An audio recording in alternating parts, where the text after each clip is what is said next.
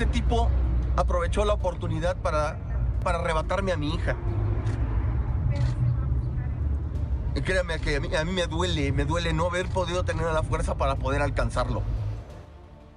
Lo que escucharás en esta historia no es solo la desaparición de una adolescente, es el retrato brutal de cómo alguien puede perderse para siempre en un trayecto absolutamente cotidiano, en un recorrido corto, conocido, repetido cientos de veces. Uno que debía ser seguro. Un camino que duraba minutos y que terminó convirtiéndose en una sentencia. Mientras ella avanzaba sin saberlo hacia su final, el sistema fallaba en cada punto crítico. Nadie actuó a tiempo, nadie cerró el paso, nadie entendió que cuando un menor desaparece, cada segundo puede marcar la diferencia entre la vida y la muerte. Si la alerta se hubiera activado cuando aún había tiempo, si alguien hubiera hecho su trabajo cuando todavía existían minutos valiosos, quizá hoy esta historia no existiría, y ella seguiría con vida. Mi nombre es Pedro, y estás escuchando La Voz del Crimen, y hoy te voy a contar una historia que duele, que incomoda y que deja una pregunta clavada en la mente. ¿Qué pasaría si ese trayecto seguro fuera el de alguien que amas? Escríbeme en los comentarios desde dónde nos estás viendo, deja tu me gusta y suscríbete para más historias reales. Valeria Gutiérrez llegó al mundo en México, en octubre de 2005. Era hija de Sergio Gutiérrez y Jacqueline Ortiz, un matrimonio que en ese momento iniciaba con ilusión una etapa nueva con su primera hija. Desde muy pequeña, Valeria fue vista como una niña especialmente luminosa, de esas que parecen traer alegría sin esfuerzo, con una sonrisa constante y una energía capaz de contagiar a cualquiera que estuviera cerca. Quienes la conocieron, familiares, maestros y amigos, la recordaban como una pequeña llena de vida. Su presencia se asociaba a entusiasmo, a ternura, a esa chispa que hace que una casa se sienta más viva cuando una niña así anda por ahí. Con el paso del tiempo, sin embargo, la relación entre Sergio y Jacqueline no se sostuvo. Aún así, tras separarse, ambos eligieron mantener algo firme entre ellos. Lo más importante seguía siendo Valeria. Aunque ya no estaban juntos, decidieron conservar una convivencia cordial y construir una dinámica familiar que le permitiera crecer rodeada de cariño. Desde entonces, la crianza de Valeria se convirtió en un esfuerzo compartido. Cada uno la acompañaba desde su propio espacio, pero procurando comunicación, presencia y estabilidad para que la niña sintiera seguridad pese a la separación. Con el tiempo, esa organización se volvió una rutina clara y predecible, algo fundamental para una niña de su edad. Valeria pasaba la mayor parte de la semana con Jacqueline, donde atendía la escuela y su vida diaria. Sin embargo, conforme se acercaba el final de la semana, comenzaba un ritual que disfrutaba mucho. El jueves o viernes por la tarde, preparaba su mochila para ir a casa de su papá. En casa de Sergio, Valeria pasaba el fin de semana completo. Eran días que solían llenarse de juegos, pláticas y actividades que habían terminado por convertirse en costumbres compartidas. Ese tiempo juntos fortalecía su vínculo y le daba a la niña la sensación de tener dos hogares en los que era bienvenida. El lunes por la tarde, después de salir de la escuela, Valeria regresaba nuevamente con Jacqueline para retomar su semana habitual. Era una dinámica sencilla, repetitiva y constante, que le ofrecía seguridad. Para ella, ese ir y venir no era motivo de conflicto, sino parte natural de su vida, una forma de mantenerse cerca de ambos padres y de sentirse acompañada por los dos. El 8 de junio de 2017 comenzó como cualquier otro inicio de fin de semana para Valeria. Nada en ese día parecía distinto a los anteriores. Por la tarde, Sergio acudió a la casa de Jacqueline para recoger a su hija y llevarla con él, tal como lo hacía de manera habitual dentro de la rutina que habían construido. Valeria llevaba puesta ropa casual y en su mochila guardaba su uniforme escolar, algunos cambios de ropa y lo necesario para pasar esos días fuera de casa. Todo estaba preparado como siempre, sin señales de urgencia ni de preocupación. Para la niña se trataba simplemente de otro traslado más hacia la casa de su papá, parte de esa normalidad que conocía bien. Eran alrededor de las 5 de la tarde cuando salieron, en el municipio de Nezahualcóyotl, lugar donde vivía la familia. De acuerdo con lo que después se daría a conocer, Sergio explicó que en ese momento comenzó a llover con fuerza. Por esa razón decidió subir a Valeria a una combi, un medio de transporte público común en la zona, con la intención de que no se mojara. Según su versión, el trayecto sería muy corto, apenas unas cuantas cuadras, y Valeria conocía perfectamente la parada en la que debía bajar, la misma de siempre. Mientras la niña avanzaba en la combi, Sergio se desplazaba detrás en bicicleta, acompañado por su pareja, confiado en que el recorrido transcurriría sin contratiempos. En algún punto del camino, la combi aceleró y se les perdió de vista. Para Sergio, aquello no resultó extraño. Sabía que ese tipo de transporte solía avanzar rápido para ganar pasaje. Convencido de que Valeria iba segura y de que la encontraría en la parada habitual, continuó su camino sin imaginar que ese sería el último momento en que la vería con vida. Cuando Sergio llegó a la parada donde siempre esperaba a Valeria, algo se rompió de inmediato en su interior. La combi no estaba allí. No había movimiento inusual, no había señales evidentes de problema. Pero Valeria tampoco estaba. La ausencia de la niña fue suficiente para encender una alarma silenciosa que creció en cuestión de segundos. Al principio intentó aferrarse a explicaciones lógicas. Pensó que quizá la unidad había pasado antes de lo habitual, que Valeria se había confundido de punto o que tal vez caminaba hacia él. Con esa idea, comenzó a preguntar a las personas que se encontraban cerca si habían visto bajar a una niña con la descripción de Valeria, o si recordaban el paso de la Ruta 50, Unidad 278.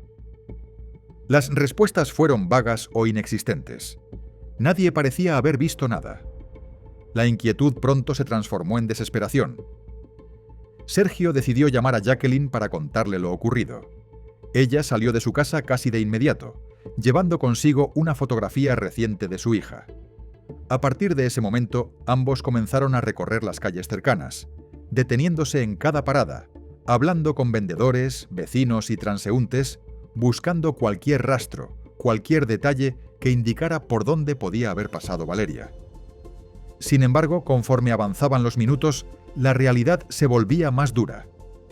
Nadie recordaba haber visto a una niña sola bajar de una combi. Ninguna pista aparecía. La escena se repetía una y otra vez. Preguntas, miradas de duda y respuestas negativas. La ausencia de Valeria ya no era solo una posibilidad inquietante. Comenzaba a convertirse en una urgencia real. Conforme la angustia crecía y las calles no ofrecían respuestas, Sergio y Jacqueline comprendieron que la búsqueda a pie ya no era suficiente. La situación exigía apoyo inmediato. En medio de la desesperación, se acercaron a un policía de tránsito que patrullaba la zona y le explicaron que su hija había desaparecido minutos antes. El agente les dijo que daría una vuelta para intentar ubicar la combi. Poco tiempo después regresó, pero su actitud fue desconcertante. Aseguró que no había visto nada fuera de lo común y que no tenía información relevante. Aquella respuesta, lejos de tranquilizarlos, aumentó la sensación de desamparo. Decidieron entonces acudir a la agencia policial local con la esperanza de que ahí se activara una búsqueda formal. Sin embargo, lo que encontraron fue todavía más devastador. Les negaron la atención argumentando que había cosas más importantes que atender debido a las elecciones recientes. Gobierno, presidente, estaban muy ocupados en su elección, estaban muy ocupados en sus votos y se perdió la niña y no hubo nadie en quien lo apoyara, quien nos ayudara. Sí, está bien, háblenle a su novio, había policías diciéndonos, se fue con su novio a lo mejor. Incluso les sugirieron que buscaran a Valeria en casa de amigas, insinuando que podría haberse ido por voluntad propia o de forma absurda con un supuesto novio. Para Sergio y Jacqueline, escuchar ese tipo de comentarios sobre una niña de 12 años fue tan ofensivo como doloroso. No solo estaban enfrentando la desaparición de su hija, sino también la indiferencia de quienes debían ayudarlos. A pesar de ello, no se detuvieron. Mientras las autoridades cerraban puertas, vecinos, amigos y familiares comenzaron a sumarse a la búsqueda. Algunos recorrían las calles, otros preguntaban en comercios, otros se desplazaban hacia zonas más alejadas, por si Valeria había intentado regresar sola. Jacqueline incluso llegó al sitio donde las combis solían resguardarse al terminar sus rutas, revisando una por una, hablando con choferes y trabajadores, con la esperanza de encontrar alguna pista. Pero todas las unidades estaban ahí, todas, excepto la que había abordado Valeria, y con cada minuto que pasaba, la sensación de estar completamente solos frente a una emergencia se volvía más profunda. La noche avanzó sin respuestas, y la desesperación comenzó a mezclarse con agotamiento. A pesar de haber recorrido calles, paradas y comercios durante horas, Sergio y Jacqueline no lograron encontrar ninguna pista concreta sobre el paradero de Valeria. La sensación de urgencia era cada vez más intensa, pero las autoridades seguían sin reaccionar con la rapidez que la situación exigía. La madrugada del 9 de junio llegó sin noticias. Impulsados por la necesidad de que alguien los escuchara, los padres acudieron nuevamente ante las autoridades, esperando que esta vez comprendieran la gravedad del caso. Tras casi 3 horas de espera, finalmente alguien aceptó tomar su declaración. No era la respuesta inmediata que habían pedido desde el inicio, pero al menos significaba que, de manera oficial, la desaparición de Valeria quedaba registrada. En ese momento se elaboró la ficha de persona desaparecida en el Centro Especializado para Menores Extraviados. Sin embargo, para Sergio y Jacqueline, ese paso llegaba demasiado tarde. Cada minuto perdido desde la tarde anterior pesaba como una carga imposible de ignorar. La alerta Amber, el mecanismo creado precisamente para reaccionar con rapidez ante la desaparición de menores, no se activó sino hasta alrededor de las 10 de la mañana del 9 de junio. Habían pasado más de 12 horas desde que Valeria fue vista por última vez. Ese retraso no solo resultó frustrante para la familia, sino que también provocó indignación y cuestionamientos. Valeria era menor de edad, no tenía antecedentes de haberse escapado y existía una descripción clara de su vestimenta y de lo que llevaba consigo. Aún así, el sistema tardó en reaccionar. Para sus padres, ese lapso se convirtió en una herida profunda, una espera agónica que jamás debió prolongarse tanto. La mañana del 9 de junio avanzó lentamente entre patrullajes, llamadas y recorridos que no arrojaban resultados. Sergio y Jacqueline seguían buscando, aferrados a cualquier posibilidad, mientras la comunidad comenzaba a involucrarse con mayor fuerza. Sin embargo, alrededor de la 1 de la tarde, una noticia cambió por completo el rumbo de la búsqueda. Una combi blanca, perteneciente a la misma ruta que Valeria había abordado el día anterior, fue localizada abandonada. El vehículo se encontraba estacionado entre 2 calles a unos 4 kilómetros de la parada donde la niña debía haberse bajado. En esa zona existía un taller al que los choferes solían llevar sus unidades, por lo que, durante la noche, la presencia de la combi no despertó sospechas inmediatas. Fue hasta la mañana siguiente cuando el vehículo comenzó a llamar la atención de los vecinos. Pasaban las horas y nadie se acercaba a moverlo, revisarlo o reclamarlo. La unidad permanecía inmóvil, sin actividad alguna.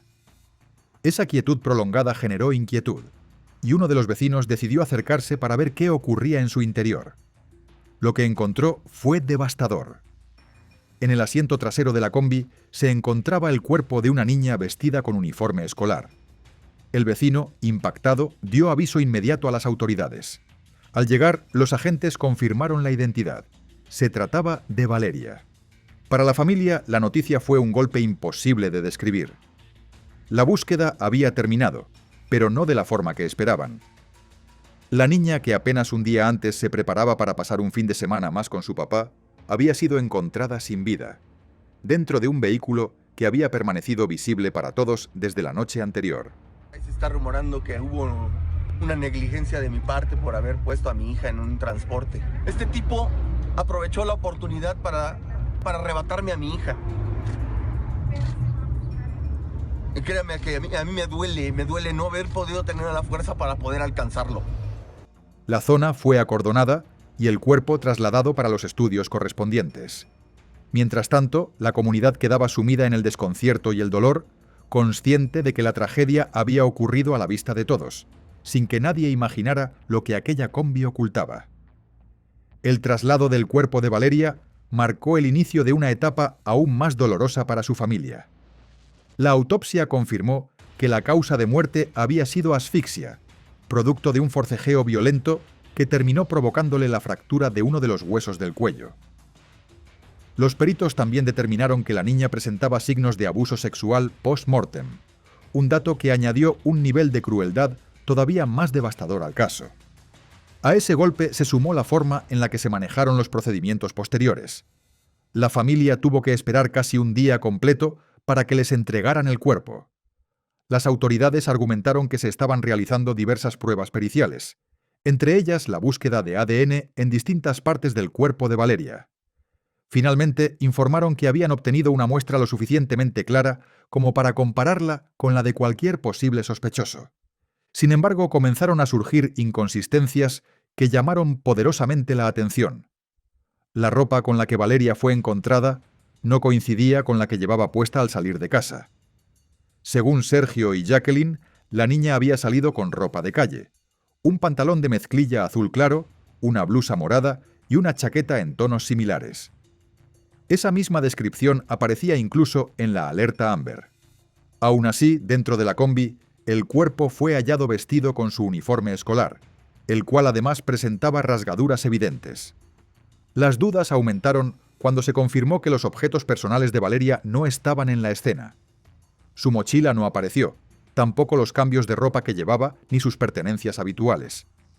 Todo aquello parecía haberse esfumado, dejando un vacío difícil de explicar y complicando la reconstrucción de sus últimas horas.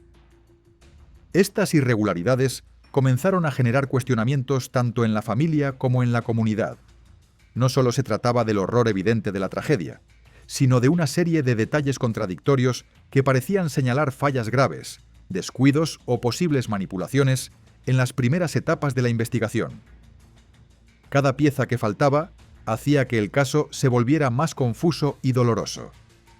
Tras el hallazgo del cuerpo de Valeria, cada detalle previo a su desaparición comenzó a examinarse con lupa. Uno de los elementos que adquirió mayor relevancia fue un video de una cámara de seguridad ubicada cerca del punto donde la niña abordó la combi. Aunque las imágenes no eran nítidas ni ofrecían el mejor ángulo, permitían observar claramente a Valeria subiéndose al transporte, mientras a lo lejos se distinguía a Sergio avanzando en bicicleta junto a su pareja. Cuando el video comenzó a difundirse, surgió una contradicción que no pasó desapercibida. Las imágenes mostraban un día soleado, sin rastros de la lluvia intensa que Sergio había mencionado en su declaración inicial. Empezó a llover, dice, yo lleva sus útiles, yo no quería que se mojaran, dice, y la subí al transporte. Ese contraste generó sospechas inmediatas y colocó el foco mediático sobre él. La lluvia había sido el argumento para explicar por qué decidió subir a Valeria a la combi en lugar de continuar juntos en bicicleta, y ahora esa versión parecía no coincidir con lo que se veía en pantalla. Ante los cuestionamientos públicos, Sergio explicó que él mismo había localizado el video en una cámara privada cercana y que lo entregó voluntariamente a las autoridades. Insistió en que no tenía nada que ocultar. También aclaró que, al hablar de lluvia torrencial, exageró en su primera declaración. Según su versión, ese día sí había llovido en distintas zonas de la colonia, y aunque en el momento captado por la cámara, el cielo se veía despejado, él recordó haber sentido algunas gotas mientras comenzaba a pedalear. Sergio sostuvo que no esperaba una tormenta inmediata, pero que, por experiencia, sabía que el clima en esa zona podía cambiar con rapidez. Por precaución y con la intención de proteger a su hija, decidió subirla al transporte. Además, explicó que esa práctica no era nueva para ellos. Valeria solía ir en la combi mientras él la seguía en bicicleta. A la niña le gustaba sentirse independiente, como alguien que ya sabía moverse sola. A pesar de sus explicaciones, la opinión pública quedó dividida. Algunos consideraron que sus declaraciones habían sido confusas. Otros pensaron que solo se trataba de una mala elección de palabras bajo presión. Cada detalle era analizado, cada frase convertida en motivo de especulación. Más allá de las interpretaciones, el video permitió algo crucial: identificar con mayor precisión la ruta y las características de la combi. Ese dato sería determinante para avanzar en la investigación y acercarse al responsable. Sin embargo, al mismo tiempo, también dejó al descubierto omisiones y verdades incómodas que rodeaban el caso. El análisis del video de seguridad permitió identificar con claridad la unidad en la que Valeria había viajado. Ese detalle, junto con el número de ruta que Sergio proporcionó desde el inicio, condujo a las autoridades directamente hasta el conductor responsable de manejar la combi aquella tarde. El hombre había trabajado apenas una semana en esa ruta. En un principio, ese dato parecía una simple coincidencia, pero pronto se convirtió en una pieza clave. Tras la desaparición de Valeria, el conductor dejó de presentarse a trabajar sin dar aviso alguno. Su ausencia repentina encendió las alarmas y reforzó las sospechas en su contra. Su nombre era José Octavio Sánchez Razo. La familia de Valeria llegó a contar incluso con una fotocopia de su documento de identificación, donde se indicaba que tenía 24 años. Sin embargo, esa información pronto fue cuestionada. Las fotografías y los datos no coincidían con la apariencia real del hombre, lo que sugería que algo no estaba bien desde el inicio. Cuando finalmente fue localizado y detenido, salió a la luz una verdad inquietante. José Octavio había utilizado documentación falsa para obtener el empleo. No solo había mentido sobre su edad, en realidad tenía 43 años, sino que también había alterado información clave para ocultar su historial criminal. Ese historial resultó ser sumamente grave. José Octavio contaba con 4 antecedentes por delitos sexuales, todos cometidos contra jóvenes de entre 17 y 20 años. Había salido de prisión poco tiempo antes y logró incorporarse como conductor de transporte público sin que nadie verificara su identidad real ni sus antecedentes penales. El descubrimiento del historial criminal de José Octavio provocó un efecto inmediato en la opinión pública. No solo se trataba de un hombre que había pasado por la cárcel en varias ocasiones por delitos sexuales, sino que había logrado volver a trabajar conduciendo una combi sin que nadie verificara su identidad real. Esto dejó al descubierto una falla estructural alarmante. No existía un protocolo sólido para revisar los antecedentes penales de quienes manejaban transporte público, aun cuando su trabajo los ponía en contacto diario con niñas, niños y mujeres. Debido al impacto del caso, la Ruta 50, la misma que Valeria abordó el día de su desaparición, fue suspendida temporalmente mientras se realizaban investigaciones. Todos los conductores fueron sometidos a revisiones más estrictas, intentando determinar si había más irregularidades dentro de la operación. Pero esta suspensión también trajo consecuencias inesperadas. La familia de Valeria denunció haber recibido amenazas por parte de parientes de algunos conductores que pensaban que la suspensión los perjudicaba directamente. Sin embargo, la familia insistió en que no tenían nada que ver con lo ocurrido y que las medidas eran decisiones de la empresa y no responsabilidad de ellos.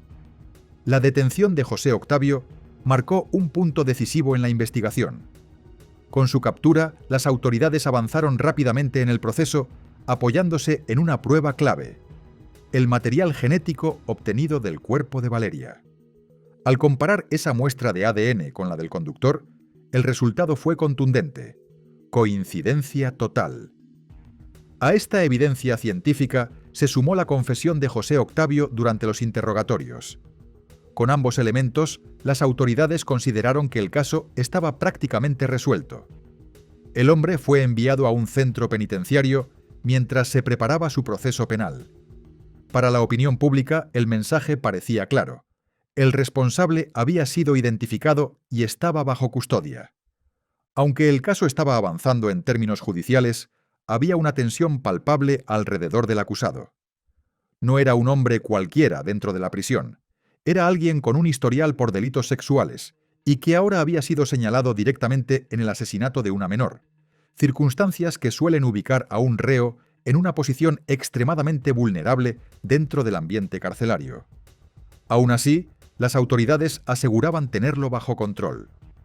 Lo habían ingresado en una celda compartida, con 2 compañeros que supuestamente representaban un riesgo moderado, y se mantenían rutinas de inspección periódicas.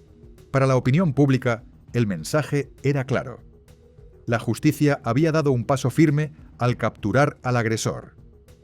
Sin embargo, lo que no sabían, ni el público ni la familia de Valeria, era que este aparente cierre del caso estaba a punto de complicarse de una forma inesperada. El proceso penal apenas comenzaba, pero el capítulo de José Octavio en esta historia terminaría abruptamente antes de que un juez pudiera siquiera dictar sentencia. Su estancia en prisión fue breve. Pocos días después de su ingreso, ocurrió un hecho que volvió a sacudir el caso. Durante una inspección de rutina, alrededor de las 5 de la mañana, un guardia encontró a José Octavio muerto dentro de su celda. Estaba sentado en el suelo, con las piernas extendidas y un lazo alrededor del cuello. La versión oficial indicó que había utilizado uno de los lazos empleados en la lavandería del penal para colgarse de los barrotes de la puerta, provocándose la muerte por asfixia. La autopsia concluyó que se trató de un suicidio por estrangulamiento. No obstante, desde el primer momento surgieron dudas. De acuerdo con los reportes oficiales, José Octavio compartía la celda con otros internos, quienes afirmaron no haber escuchado nada durante la noche. Un guardia que había pasado por la zona una hora antes aseguró que todos parecían profundamente dormidos y que no se detectó ninguna anomalía. La muerte del presunto responsable, apenas días después de haber confesado el crimen y antes de enfrentar un juicio, generó una ola de sospechas. La pregunta era inevitable. ¿Cómo era posible que alguien en su situación, con un perfil tan vulnerable dentro de la prisión, no estuviera bajo un protocolo de vigilancia más estricto? Su fallecimiento no cerró el caso. Por el contrario, abrió una nueva serie de interrogantes. Semanas después de la muerte de José Octavio, surgió un nuevo elemento que volvió a generar controversia. Un recluso que se identificó con el sobrenombre de Manuel concedió una entrevista a 2 periodistas y ofreció una versión distinta de lo ocurrido dentro del penal. Según su testimonio, José Octavio no se habría quitado la vida, sino que habría sido asesinado por otros internos. Manuel afirmó llevar varios años recluido y conocer bien las dinámicas internas de la prisión. Explicó que los delitos sexuales, especialmente aquellos cometidos contra menores, suelen generar un rechazo inmediato entre la población penitenciaria. Según él, los internos se enteran rápidamente del tipo de crimen por el que llega cada detenido, y en ese contexto aseguró que José Octavio ya estaba sentenciado desde su ingreso. El recluso también contradijo la versión oficial sobre las condiciones de reclusión. Mientras las autoridades indicaron que José Octavio compartía celda con pocos internos, Manuel aseguró que la sobrepoblación era extrema y que en realidad convivía con entre 15 y 20 personas en un espacio reducido. Añadió que la noche de su muerte se escucharon gritos, pero que dentro del penal existía una regla implícita. Nadie intervenía, ni siquiera los custodios. Según su relato, cuando una agresión terminaba en muerte, la escena solía acomodarse para simular un suicidio. A pesar de la gravedad de estas declaraciones, ninguna autoridad realizó investigaciones adicionales ni corroboró oficialmente ese testimonio. La versión institucional de suicidio se mantuvo como la explicación final. Con la confesión previa de José Octavio, la coincidencia del ADN y su muerte dentro del penal, las autoridades dieron por concluido el caso. El expediente fue cerrado sin que se llevara a cabo un juicio formal ni se profundizara en las irregularidades señaladas. Para el sistema, el responsable había sido identificado y ya no había más diligencias pendientes. Así, el caso de Valeria quedó archivado oficialmente, con una narrativa establecida y múltiples preguntas que nunca fueron esclarecidas. Este caso deja una herida que va mucho más allá de una historia criminal. Es el retrato doloroso de una cadena de fallas: la tardanza de las autoridades, la indiferencia inicial, la falta de protocolos reales para proteger a los menores y un sistema que reaccionó cuando ya era demasiado tarde. Valeria no murió solo por la acción de un agresor, sino también por un entorno que no supo, o no quiso, actuar con la urgencia que la situación exigía. Cada minuto perdido, cada puerta cerrada, pesó de forma irreversible. Nada puede devolverle la vida a Valeria, ni borrar el vacío que dejó en quienes la amaban. Tampoco alcanza con cerrar un expediente o dar por terminado un caso cuando las preguntas siguen ahí, intactas. Historias como esta obligan a mirar de frente una realidad incómoda. Cualquiera pudo haber sido Valeria, cualquier familia pudo haber vivido esta pesadilla, Y mientras no se exijan cambios reales, estas tragedias seguirán repitiéndose en silencio. Gracias por quedarte hasta el final y por escuchar esta historia. Si quieres seguir conociendo más relatos criminales de la vida real, suscríbete al canal, déjanos un me gusta y cuéntanos desde qué lugar del mundo nos escuchas. Tu apoyo nos permite seguir dando voz a historias que no deben olvidarse.